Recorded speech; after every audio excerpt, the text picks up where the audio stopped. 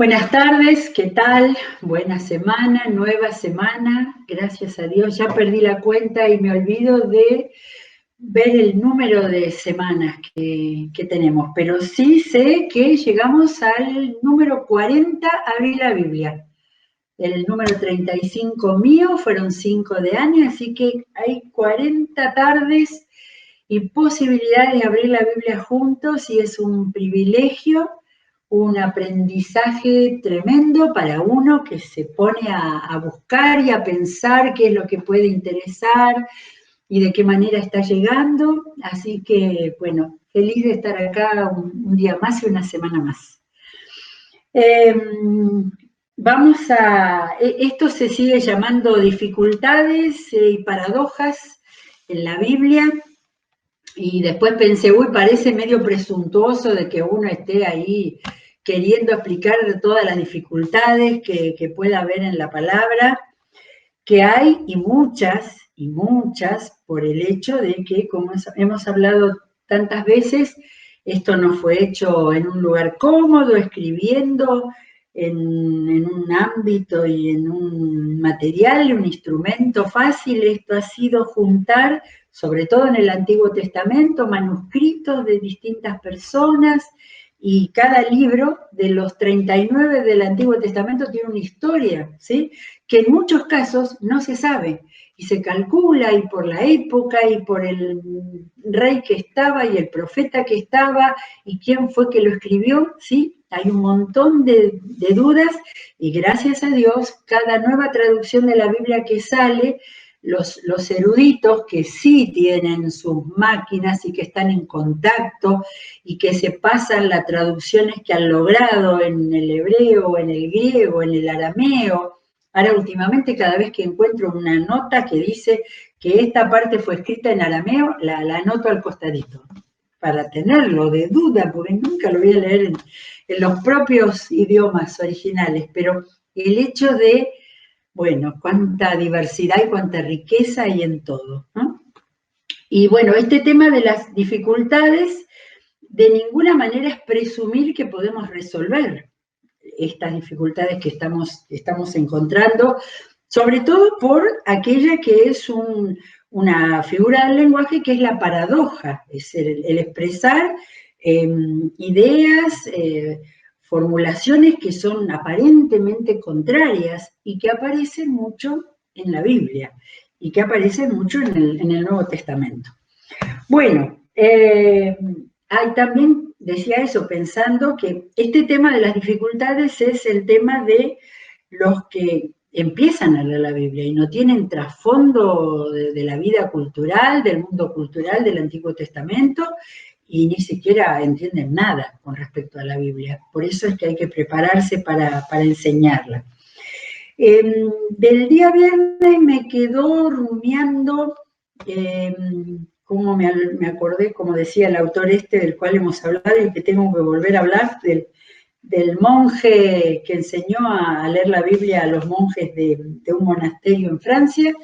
Decía que los pasajes nos tienen que quedar repiqueteando, ¿sí? Y me quedó repiqueteando lo último que hablamos, que fue el pasaje de Lucas 9, del 59 al 62, para los que están siguiendo con la palabra, porque como pasa siempre, como siempre tenemos que descubrir, la palabra es tan rica y tiene tantas cosas, pero además los hechos de Jesús, ¿sí? Que han sido recopilados.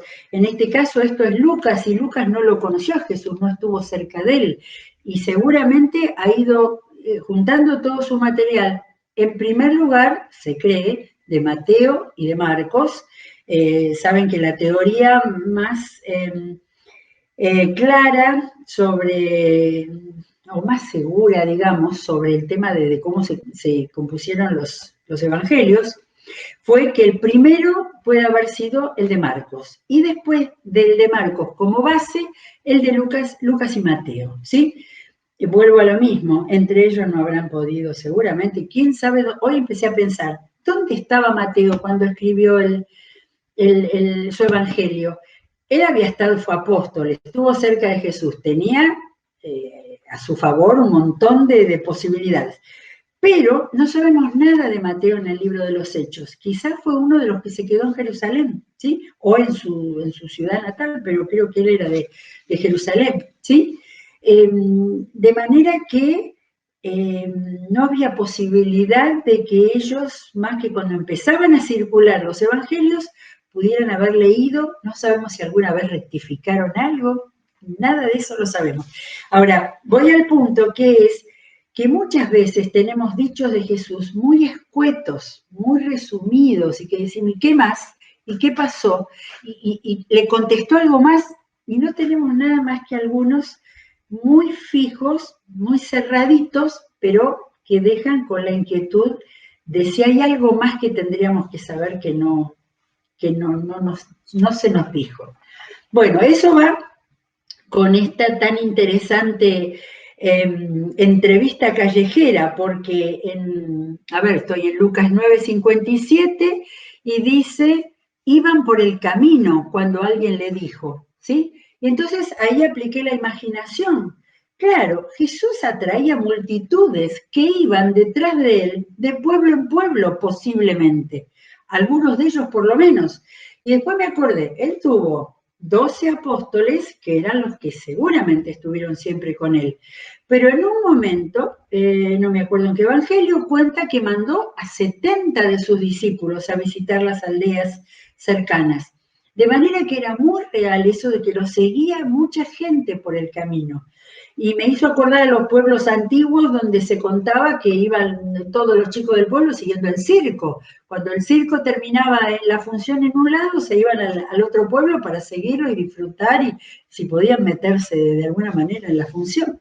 Ahora, lo de Jesús no era un circo, pero era muy atractivo para la vida de aquel entonces. Un maestro que apareció del norte, que enseñaba y no solo enseñaba, sino que endemoniados se curaban y se curaban los enfermos y aparte les enseñaba, los sentaba a la gente y les enseñaba. De manera que era algo,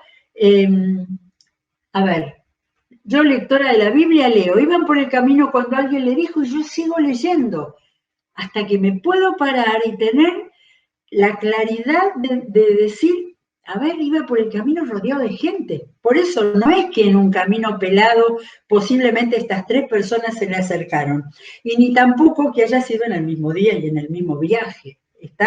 Todo es posible porque no tenemos demasiados detalles. Pero quería hablar de otra cosa con esto. El primero le dijo, te seguiré donde quiera que vayas. Ese ya estaba, diríamos ahora, convertido, ya había aceptado a Jesús. Y ahí Jesús le toca el punto que Jesús sabía, donde le dice que, y le hizo como siempre una analogía interesantísima, las zorras tienen madrigueras y las aves tienen nido, pero el Hijo del Hombre no tiene dónde recostar la cabeza, por lo cual lo que no tenía era casa propia, ¿sí? Aunque vivió muchas veces, vivió un tiempo en Capernaum, pero no sabemos si había casa ahí para él, de él. O sea que todo esto está dicho en una manera así muy, digamos, muy poética, muy usando un lenguaje, ¿sí? Muy interesante. Al otro lo llamó, o sea, el primero se ofreció, al otro lo llamó y le dijo, sígueme. Y el otro le dice esa frase, Señor, déjame primero enterrar a mi padre, ir a enterrar a mi padre. Y Jesús le contesta con esa frase tan cerrada, críptica se dice, cerrada completamente, deja que los muertos entierren a sus propios muertos, pero tú ve y proclama el reino de Dios. O sea, le tocó su vida personal anterior, se la corrió y le dio el mandato. No sabemos qué contestó, qué hizo, no sabemos si se fue. Y el otro dijo, te seguiré, Señor. Otro que tenía ya una decisión tomada. Pero, primero déjame despedirme de mi familia. Jesús le respondió aquella tremenda frase, nadie que mira atrás después de poner la mano en el arado es apto para el reino de Dios. Y cada palabra de Jesús es para pararse y analizarla. Es apto para el reino de Dios, ¿eh? Esto es para preguntarle hasta qué punto soy apto. No es de aptitud, de habilidad, es esto, estoy preparado, estoy decidido, estoy un montón de cosas. Bueno, con esta cosa de poner en contexto, de pasar, de traerlo acá, a nuestro mundo, ¿no? Entonces me mandé de hacer así, de tomar el texto y de ponerlo de una manera, ¿sí? Como la forma que es la paráfrasis. La paráfrasis es tomar un texto y ponerlo en vocabulario más actual o armando las oraciones de una manera que quede más claro, por lo cual las paráfrasis generalmente son más largas, más extensas que el texto original. Entonces, al primero que le dijo, te seguiré donde quiera que vayas, la segunda parte sería, Jesús le dijo, no tengo ni dónde dormir, ¿sí? Voy por ahí, ando por ahí, me quedo por ahí, no tengo dónde dormir. Al segundo, déjame enterrar a mi padre, es como si dijera, deja atrás a los muertos. No sabemos si ese hombre estaba en un velatorio en ese momento, ¿sí? Ya lo dijimos el otro día. Pero Jesús le estaba diciendo, deja atrás a los muertos. Y al tercero, déjame despedirme de mi familia, creo que dice, déjame despedirme de mi familia. Jesús le dice, no sos apto si estás mirando para atrás. Ah, me encantó esto, le voy a pedir que me pongan esta frase a mí en la Biblia. No sos apto si están, porque lo del arado era muy propio de ese tiempo, ¿sí? Poner la mano en el arado. Nosotros no tenemos arado cercano acá en la ciudad, así que la cosa era si estás mirando para atrás, a todo lo que tenés atrás en tu vida, ¿sí? Y hablando de paráfrasis, estuve muy hacendosa, fui a mirar a una paráfrasis que es la Nueva Traducción Viviente, que gusta muchísimo ahora porque, claro, es mucho más fácil. Pero esta es una paráfrasis, a ver si encuentro. Y está casi todo igual, pero con el que le dijo, Señor, deja que primero regrese a casa y entierre a mi padre, así está traducido, dice, deja que los muertos espirituales entierren a sus propios muertos. Tu deber es ir y predicar acerca del reino de Dios. Bueno, esta es casi una interpretación, ¿sí? Pero bueno, estamos con el lenguaje literal, que es aquel que fue tomado de manera literalmente tal cual con el vocabulario, sí, el lenguaje expresado, y después las traducciones más modernas que traten de tironear un poco más para que puedan ser entendibles. Pero me resultó muy llamativa esta, de los muertos espirituales. Pero no tenemos nada más, pero sigue teniendo vigencia este pequeñísimo pasaje, ¿sí? En Mateo 8 está también, estoy mirando que acá tengo las referencias, pero no con todos los personajes. Hay 2 solos de estos 3, ¿sí? Así que, bien, la gente que se acerca a Jesús, ¿sí? Esto, a ver, ¿con qué lo relacionamos? Con el sembrador, con los distintos terrenos que Jesús nos ha mostrado. Y en estos pasajes que encontré para el día de hoy, en todos los casos hay una relación con otra cosa que haya dicho Jesús en otro momento y que conecta, hila, une para ver cómo su mensaje tenía una conexión tremenda. Estoy usando la palabra conexión, que es la tan común en este momento, pero está buenísima para eso. Bueno, vamos a dar vueltas, ¿eh? Estuve moviendo los evangelios hoy tremendamente para tomar un tema. Había prometido el Sermón del Monte, pero me enganché con este tema y vamos a seguir después. El Sermón del Monte, vamos a ver las paradojas tremendas que hay que desenroscar para poder entender el Sermón del Monte. Pero acá me fui a Lucas 14, 25, cuyo título dice, por lo menos en mi Biblia, el precio del discipulado. Acuérdense que esto no está en la Biblia, pero la frase está ahí tremenda. Ahora, ya dije muchas veces, no se puede leer separadamente nada, y yo ni me acordaba, pero elijo el precio del discipulado y digo, vamos a ir atrás, ¿qué estaba pasando antes?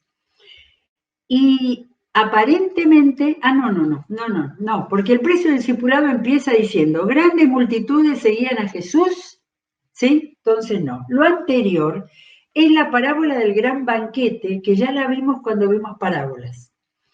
Pero fíjense qué interesante, dice que al oír esto, lo que Jesús había dicho anteriormente, uno de los que esperaban sentados a la mesa, así que ahí había comilona, a la mesa con Jesús le dijo, otro de esos extrovertidos, dichoso el que coma en el banquete del reino de Dios. Era uno de esos charlatanes, ¿vieron? Que le gusta sobresalir y decir ahí las grandes frases.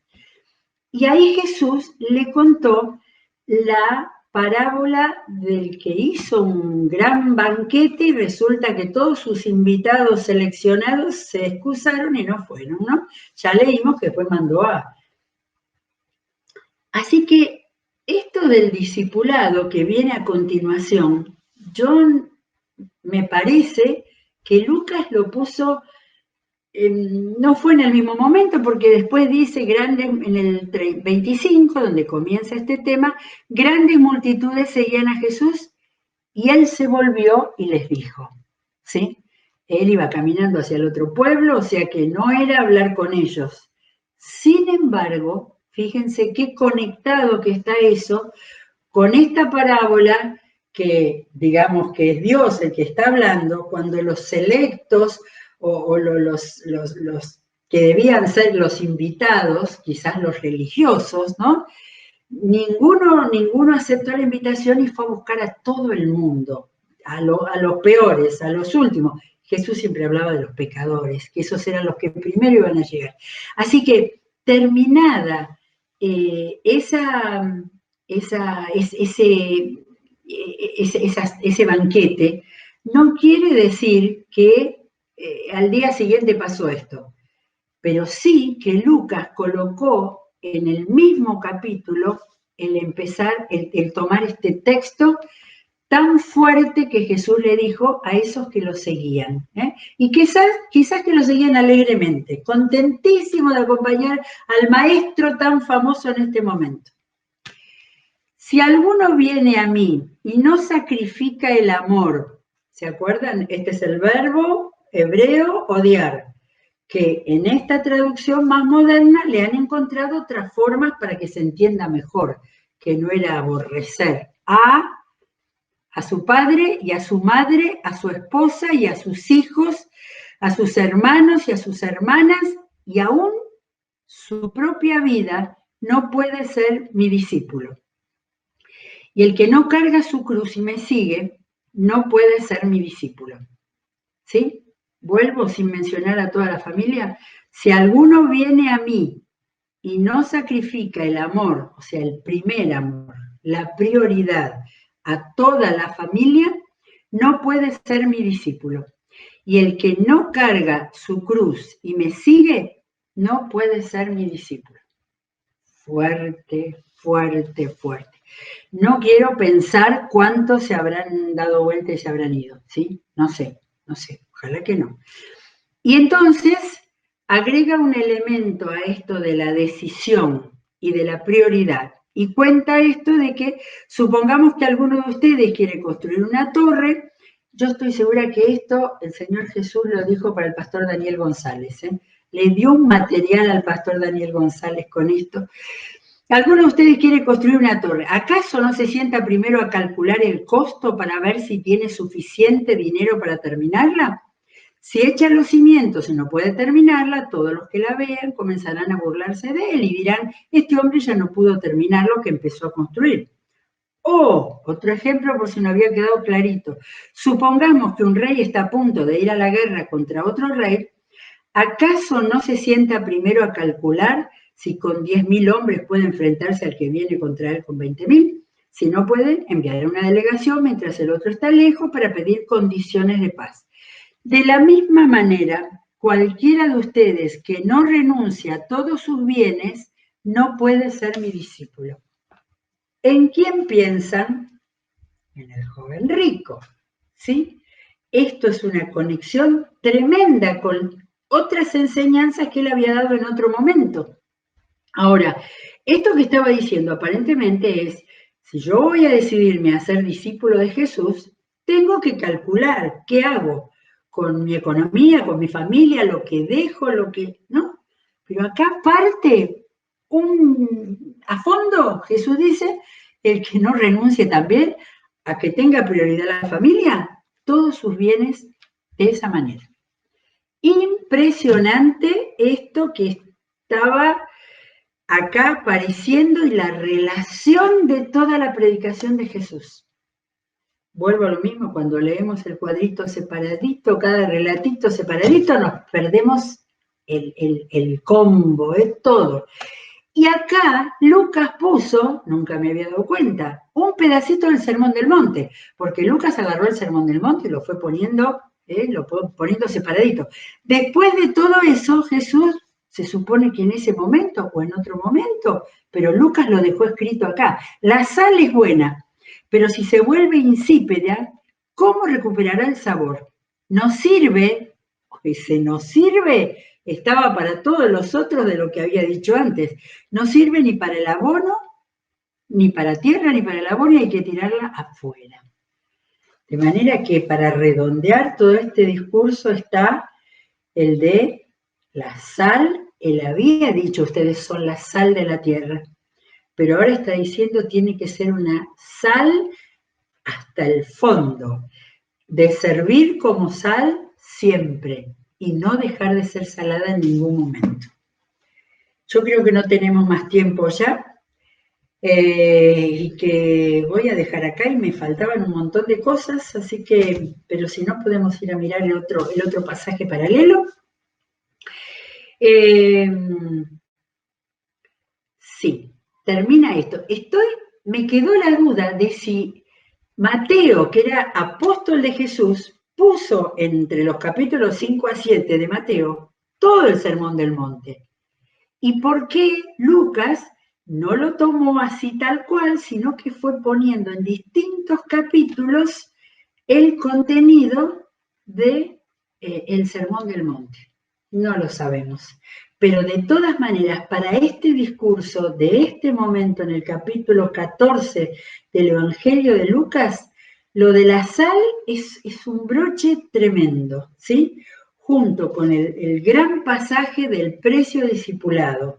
Jesús no engañó a nadie, ¿eh? Si quieren seguirme, ustedes tienen que renunciar a muchas cosas, no odiar a nadie, pero sí estar dispuestos a que el compromiso conmigo sea lo más importante. Bueno, y lo otro que tenía para continuar, Mateo 10, 34, hay un largo discurso, el discurso empieza muchísimo antes, al comienzo, en un capítulo donde Mateo contó, como que preparó a los discípulos en el mismo capítulo donde nombra a todos los apóstoles, Pero en esa predicación, en esa enseñanza, en el versículo 34 dice algo que, ay, Dios mío, no crean que he venido a traer paz a la tierra. No vine a traer paz, sino a espada. ¿Dónde está el príncipe de la paz de Isaías 9 u 11? ¿Dónde quedó? Dice, ¿por qué he venido a poner en conflicto el hombre contra su padre, a la hija contra su madre, a la nuera contra su suegra? Los enemigos de cada cual serán los de su propia familia. Bueno, acá está especificado. Todos ellos supieron pronto, en poco tiempo, que iban a tener que huir de sus casas, que iban a tener que dispersarse por todo el Imperio Romano, y que también, seguramente como pasó en toda la historia del cristianismo, dentro de las familias, por ser cristiano en una casa de judíos, o por hacerse de algún grupo cristiano y no del otro, hubo esa misma persecución. Jesús nunca engañó a nadie, ¿sí? Así que a eso se refería cuando decía que había venido a traer espada, ¿sí? Lo que pasa es que lo dijo usando una metáfora. En vez de decir para que fuera más fácil, iban a tener conflicto aún dentro de la familia. Él usó esa metáfora de que había venido a traer la espada, porque el seguirlo a él iba a requerir que hubiera conflictos. Y sigue en este capítulo, acá, este es el capítulo paralelo de Mateo al que leímos recién de Lucas. El que quiere a su padre o a su madre más que a mí, acá está más clarito, quiere más que a mí, no es digno de mí. El que quiere a su hijo o a su hija más que a mí, no es digno de mí. Y el que no toma su cruz y me sigue, no es digno de mí. El que encuentre su vida, la perderá. Y el que la pierda por mi causa, la encontrará. Acá está la paradoja más difícil de tragar de todo lo que ha quedado en los evangelios. ¿Cómo es eso de que la encuentra o la pierde? Si la tiene, la repito, el que encuentre su vida, el que, a ver, vamos a hacer la paráfrasis, el que esté solo centrado en su vida y que lo único que le importe sea su vida, la va a perder. En cambio, el que la pierda por mi causa, la encontrará. No sabemos si estaba hablando de morir, pero sí de entregar, sí de poder dar a él, o sea, involucrarse totalmente con lo que estaba planteando, sobre todo Mateo, el reino de los cielos. El centro de la predicación de Mateo era Jesús vino a instaurar el reino de los cielos. Y entonces el que pierda su vida por el reino de los cielos porque se involucra y se dedica, ese la va a encontrar. Y fíjense qué lindas las dos palabras de esta paradoja, perder y encontrar, ¿sí? Extraordinario, hemos visto entonces los dos pasajes paralelos de Mateo y de Lucas y de qué manera los dos lo pusieron en distintas circunstancias, pero perfectamente relacionados con el discurso y la enseñanza que Jesús dio ese día, ¿sí? No tenemos más las circunstancias, no tenemos más los detalles, pero gracias a que podemos movernos de un evangelio a otro mirando las referencias, en muchos casos lo que hice fue mirar la referencia, a ver dónde está esto mismo, ¿sí? Para entender de qué manera estos dos extraordinarios evangelistas que fueron Mateo y Lucas, como no tenían a nadie a quien consultar, seguramente ellos consultaban al Espíritu Santo para decir, Señor, ayúdame a que no diga, escriba una palabra que no sea la que vos dijiste o la que vos quisiste decir. Bueno, había más cosas, yo creo que ya nos estamos pasando. Bueno, me queda para mañana una frase que dijo Jesús después de la confesión de Pedro. Y vamos a trabajar la confesión de Pedro en Mateo. Mateo fue el único que le dedicó toda una enseñanza muy complicada y que ha traído en la historia de la Iglesia dificultades en la interpretación. Así que nos vamos a dedicar completamente en Mateo 16 a la confesión de Pedro. Gracias a Dios porque podemos leer, estudiar, tener la cantidad de Biblias distintas y queremos comprobar, corroborar y aumentar nuestra comprensión. Y sobre todo la ayuda del Espíritu Santo para que Él nos guíe y nos dirija de que esta palabra de qué manera me va a ayudar a mí. Terminamos por hoy, seguimos mañana si Dios quiere, que Dios bendiga a cada uno, todos los que siguen en la programación de este día también.